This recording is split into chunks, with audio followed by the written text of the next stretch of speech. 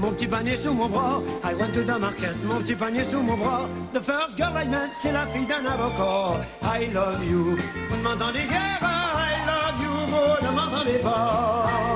Oui, le nombre de supérettes a augmenté, ça a même doublé en l'espace de 10 ans dans les grandes villes. Vous avez constaté ça, si vous habitez l'une de ces grandes villes ou villes moyennes, ça marche aussi. Est-ce que ça nuit au petit commerce, ça? Alors c'est la question qu'on s'est posée, parce qu'effectivement, entre 2005 et 2015, par exemple, sur Paris, oui, le nombre de supérettes est passé de 300 à 650 magasins.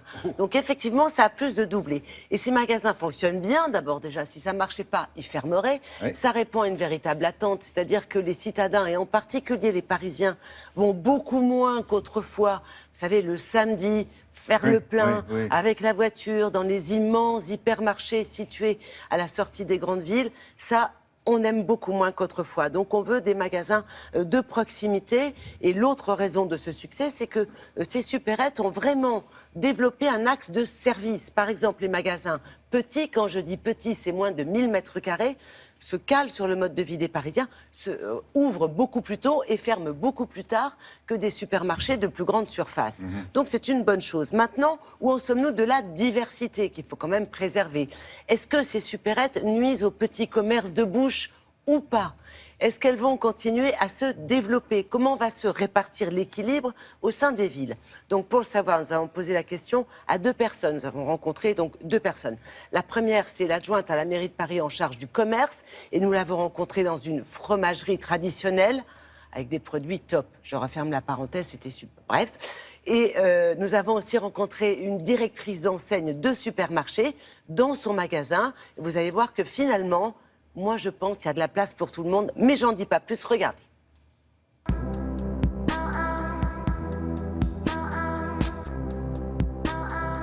En France, il y a un grand principe qui est la liberté du commerce et la liberté d'installation et d'entreprendre. Ça, c'est le grand principe de base.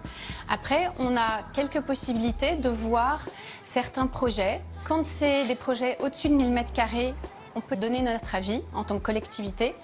En dessous de 1000 m², il y a la liberté d'installation et les commerces s'installent comme ils veulent. Ce qui est important pour nous à Paris, c'est de garder une diversité commerciale. On veut que les Parisiens puissent avoir accès à l'ensemble des types de commerces, aussi bien des artisans que des supérettes.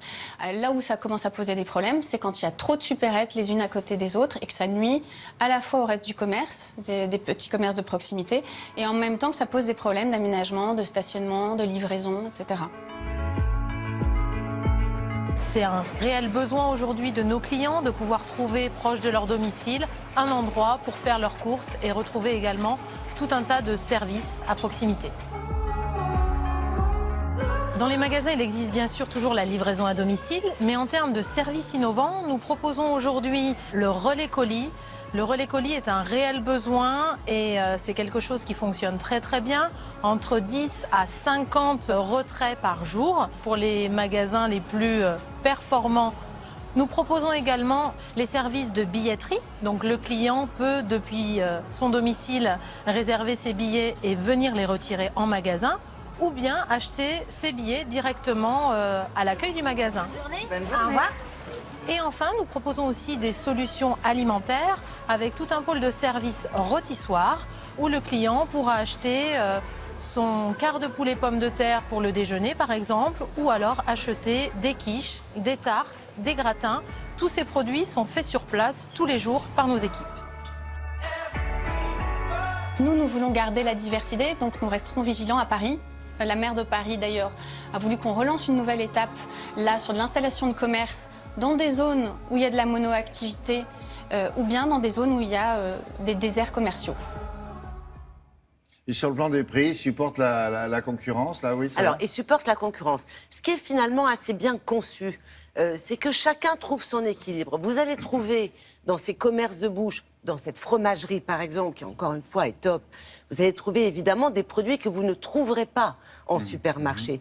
Et en supermarché, vous allez avoir des services que vous n'aurez pas ailleurs et qui ne cessent de se développer. C'est dans ce sens que finalement, il y a de la place pour tout le monde et que quand on va dans un supermarché, ça n'est pas pour acheter les mêmes choses et ça n'empêche pas d'aller dans la boutique voisine acheter un morceau de fromage que vous ne trouverez pas ailleurs ou autre chose évidemment de la charcuterie ou un produit divers.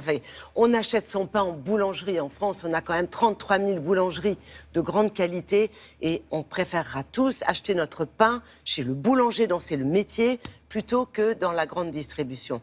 Donc finalement, tout s'équilibre et il y a un service qui est de plus en plus présent dans dans les grandes surfaces, dans ces magasins de moins de 1000 mètres carrés. Toutefois, ce que souhaiterait la mairie, c'est que la surface à partir de laquelle elle a un droit de regard, ça soit plutôt 400 mètres carrés que 1000 mètres carrés. Donc, à suivre. Définir chacun son territoire. Exactement. Merci beaucoup. Au revoir, mademoiselle.